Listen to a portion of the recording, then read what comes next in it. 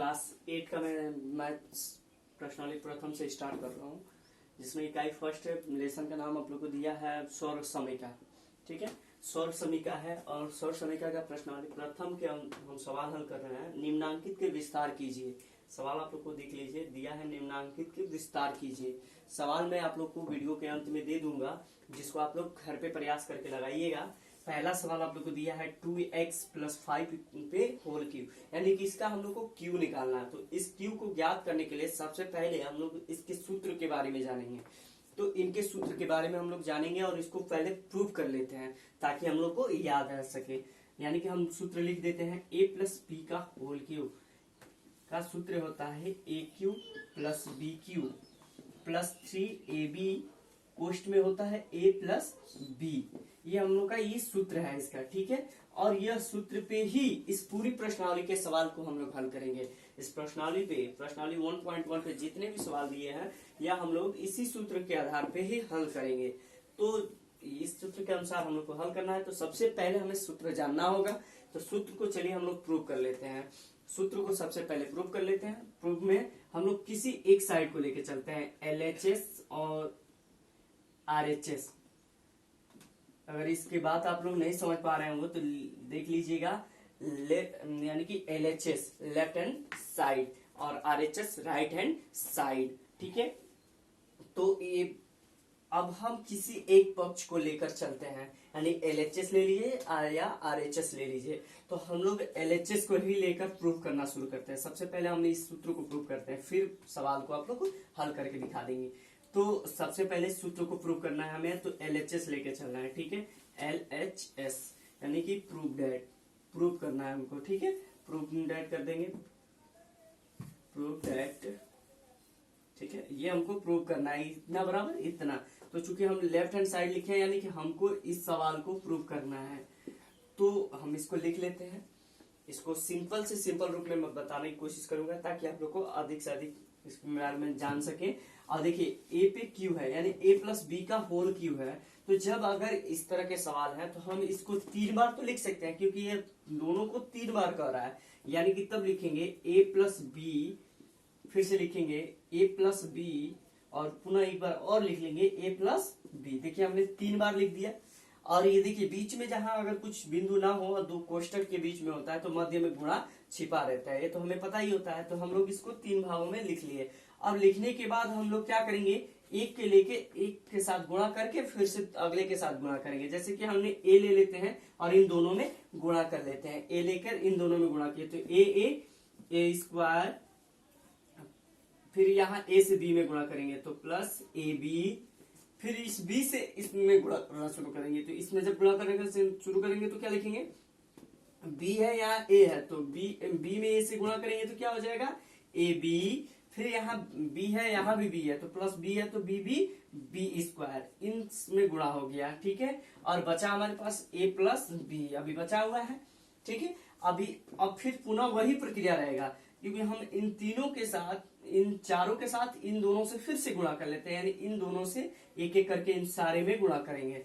तो a है, a से जब इसमें गुणा करेंगे तो क्या हो जाएगा a पे q, फिर a से जब इसमें गुणा कर लेंगे तो a² हो जाएगा ना, क्योंकि यहाँ a है यहाँ भी a है, तो a² और b का नहीं कोई है यहाँ पे, तो जो कहते हैं उतार लेंगे। पुनः आगे चलेंगे फिर से, तो यहाँ a है यहाँ भी है, तो a² और यहाँ b है यहाँ b है नहीं है, तो इसको जो कहते हैं लिख लिए। फिर से a से इसमें गुणा कर लेंगे एक बार और, तो a से जब इसमें गुणा करेंगे तो क्या है, यहाँ a है और इसके पास a नहीं है, इसके पास b² है, तो जो का त्यों लिख दिए। आगे फिर से हल करना शुरू करेंगे। देखिए, अभी a से हमने किया तो 4 बार गुणा कर लिए हैं, फिर b से इसमें जब गुणा करेंगे तो 4 बार और लिखेंगे, यानी कि टोटल अंकों की संख्या में 8 हो जाएंगी। और यहाँ 2 में गुणा किए थे तो 4 हुआ था ना, उसी तरह से ये 8 हो जाने चाहिए। तो अब इस b से फिर हम इसमें सब में गुणा करेंगे, यहाँ से लेके यहाँ तक जो भी है इनमें b से गुणा करेंगे। तो करते हैं गुणा, b से a में करेंगे तो क्या हो जाएगा a²b, क्योंकि a पहले लिखते हैं, a हमेशा पहले ही आएगा क्योंकि a के बाद भी आता है, तो इसलिए हम लोग a पहले लिख लेते हैं। जब अंक बदलना शुरू होता है तब बदलते हैं। तो यहाँ b है यहाँ a है, तो a²b, फिर इसमें गुणा करेंगे। देखिए, यहाँ पे है ab है, ठीक है, और यहाँ केवल हमारे पास b है, तो ab के साथ जब b का गुणा कर लेंगे तो क्या हो जाएगा ए तो ज्यों कहते हैं उतर जाएगा, लेकिन बी से बी में गुणा करेंगे तो बी स्क्वायर हो जाएंगे, ठीक है, बी स्क्वायर हो जाएगा। पुनः आगे जब करेंगे फिर से यहाँ है प्लस ए बी, तो प्लस ए बी लिख देंगे, यहाँ ए बी है तो पुनः उससे उसमें गुणा कर लेंगे तो बी स्क्वायर हो जाएगा, यानी कि ए बी स्क्वायर हो जाएगा। फिर आगे लास्ट वाली यानी कि हम लोग लास्ट यहाँ बी स्क्वायर यहाँ बी है तो प्लस बी भी बी पे क्यू, ये हो गया बी पे क्यू। अब इसका फिर से आगे हल करेंगे। अब देखिए अब हम लोग लास्ट लाइन पे है तो हम लोग क्या करेंगे, जो जिसका पद जिसके रूप में होगा उसके साथ उसको लेके जोड़ लेंगे। जैसा कि ए क्यू कहीं है नहीं है, यानी लिख लिए। अब देखिए यहाँ ए स्क्वायर है और बी है, ए स्क्वायर बी यहाँ भी है तो एक और एक दो हो गए, और यहाँ भी है ए स्क्वायर बी, यानी कि एक दो और तीन, तो कितने मिला के हो गए 3 ए स्क्वायर बी, ठीक है। फिर अब देखिए अब 3 तो ये निकल गया तो बचा क्या, ए बी स्क्वायर एक, ए बी स्क्वायर दो, ए बी स्क्वायर 3, यानी 1 2 3, 3 ए बी हो गए। तो फिर से इसको हम जोड़ लेंगे तो लिख लेंगे ए बी का स्क्वायर 3, ठीक है, तो 3 ए बी स्क्वायर ए बी हो गया। अब हमारे पास देखिए क्या बचा, यहाँ बचा ना प्लस बी क्यू बचा ना। अब देखिए हम लोग लास्ट में फिर से आ जाएंगे, यानी कि a cube plus b cube plus 3 A b a square b यहाँ भी है, 3 ए बी स्क्वायर यहाँ है, तो दोनों में 3 है ना, तो 3 को हम लोग कॉमन बना लेंगे। और प्लस देखिए यहाँ ए है यहाँ बी है, दोनों में ए है तो ए को भी कॉमन बना लेंगे। अब देखिए यहाँ बी है यहाँ बी है, तो दोनों में बी भी मिल रहा है तो बी को भी कॉमन बना ली। तो बचा क्या यहाँ पे, हमारे ए निकल गया तो ए बचा, और प्लस यहाँ से बी निकल गया तो बी बचा, क्योंकि देखिए 3 ए तो बाहर निकल चुके हैं, यहाँ से भी 3 ए, तो यहाँ 2 ए था इसलिए 1 लिख दिए, यहाँ 1 बी था इसलिए लिख दिए। तो ये देखिए कि हम लोग प्रूव कर चुके हैं a cube plus b cube plus 3 A b plus कोष्टक में ए प्लस बी, यानी कि हम लोग प्रूव कर दिए,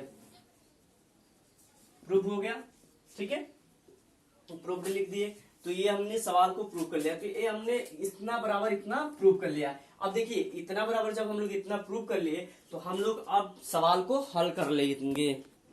तो जैसा कि मैंने सूत्र को अभी प्रूव करके बता दिया आप लोगों को कि a प्लस बी का होल क्यू बराबर a cube plus b cube plus 3ab question में a प्लस बी होता है, ये हम लोगों ने प्रूव कर लिया। अब प्रूव करने के बाद हम लोग सवाल पे आते हैं, क्या यह सवाल इस रूप में हम लोग मान सकते हैं। तो देखिए हम लोग मान सकते हैं, क्योंकि यहाँ a के जगह पे इतना दिया है और b के जगह पे 5 दिया है, लेकिन होल क्यू यहाँ भी है होल क्यू यहाँ भी है, तो यह सवाल इस रूप में है। तो चूंकि हम लोग इतना बराबर इतना प्रूव किया है तो हम लोग सपोज है कि इसको भी हम इस रूप में लिख सकते हैं, ठीक है, इसको भी इस रूप में लिख सकते हैं। तो अब देखिए हम लोग इसमें थोड़ा सा मान लेते हैं कि a बराबर इतना है और b बराबर इतना है, यानी कि यहाँ हम लोग एक लाइन लिख सकते हैं कि a बराबर 2x और b बराबर 5, ठीक है। अब इतना हम लोग जान गए, तो अब जहां जहां a आता है वहां वहां हम लोग क्या रखेंगे 2x रखेंगे, और जहां जहां b आएगा वहां 5 रखेंगे, और रख के जो होगा तो सवाल को वैसे ही हल कर लेंगे। तो जब हम लोग रखना शुरू करते हैं इसके रूप में, तो रखना शुरू करते हैं, तो देखिए यहाँ पे मैं एक लाइन लिख देता हूँ हल के रूप में, 2x प्लस 5 कोष्टक में होल क्यू है इक्वल टू, अब इसके रूप में रखना शुरू कर रहा हूँ क्योंकि यहाँ तो मान चुके हैं, तो a का क्यू ये के क्यू यानी कि 2x का क्यू, ठीक है। फिर से प्लस b का क्यू, b आपके पास क्या मिला है 5 का क्यू प्लस 3ab यानी 3 इंटू a क्या है आपके पास 2x है ना, a की जगह पे आप लोग लिखेंगे 2x इंटू b की जगह पे क्या रखेंगे 5, क्योंकि यही हमारे पास है ना, तो b की जगह पे 5 रख दिए। कोष्ट में फिर से वही लिख लेंगे 2x इंटू सॉरी यहाँ पे प्लस 5, ये हम लोग लिख लिए। अब इसको हल कर लेते हैं, ठीक है। हल में हम लोग सिर्फ इसी को हल करेंगे, इतना हमको आंसर बताना है, यानी कि विस्तार करना है, केवल इसको विस्तार रूप से लगाना है। तो अब हम लोग इसका क्यू करेंगे, क्योंकि ये इसका क्यू कर लेंगे, तो 2x का क्यू है, यानी 2 का क्यू करेंगे तो कितना हो जाएगा 2 का क्यू करने के लिए हम लोग 2 को 3 बार गुणा कर सकते हैं ना, ऐसा कर लेंगे ना आप लोग। तो जो भी अंक होता है तो अंक का 3 बार अगर दिया है तो 3 बार गुणा करते हैं, और बीज गणित का है तो बीज गणित का भी सेम वही होता है। तो 2 है तो 2 का 3 बार गुणा करेंगे तो 2 दूनी 4 दूनी 8, यानी कि इन तीनों का गुणा हो गया 8, और x का क्यू करेंगे तो कितना हो जाएगा x इंटू एक्स यानी कि x पे पावर 3, x पे पावर 3, ये हम लोग का हो गया, यानी x पे पावर 3 लिख देंगे प्लस और 5 है, यानी कि 5 का गुणा 3 बार करेंगे, तो 5 का गुणा 3 बार करेंगे तो 5 25 बचे 125, ये हो गया 125 प्लस। अब इसका आपस में गुणा करेंगे, तो देखिए यहाँ पे ये चीज ध्यान देना है कि हमें अंक का गुणा अंक के साथ कर लेना है। जो बीजगणित का गुणा आता है तो बीजगणित के साथ कर लेंगे, अगर नहीं आता है तो उसको क्या करेंगे, जो कहते हैं हल कर लेंगे। तो ये देखिए करके देखते हैं, 3 दूनी 6 और 6 25 30, इसका आंसर हुआ 30। और x तो है और किसी के पास कुछ है नहीं है तो x लिख दिए, और क्वेश्चन में जो का 2x + 5 रख दिए, ये हो गया।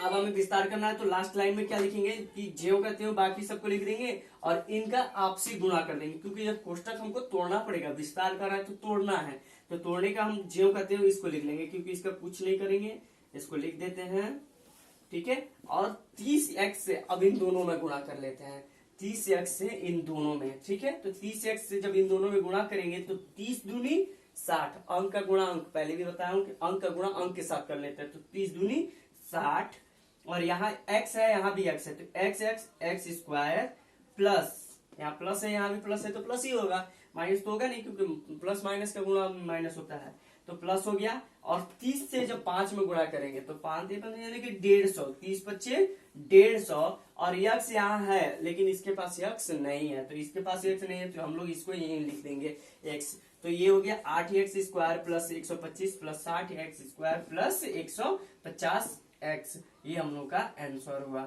तो आया, समझ में आया ही होगा। तो आप लोग को मैं क्वेश्चन आप लोग को यहाँ पे लिख के दे देता हूँ, या मैं आपको फोटो कर दूंगा जिससे आप लोग हल कीजिएगा।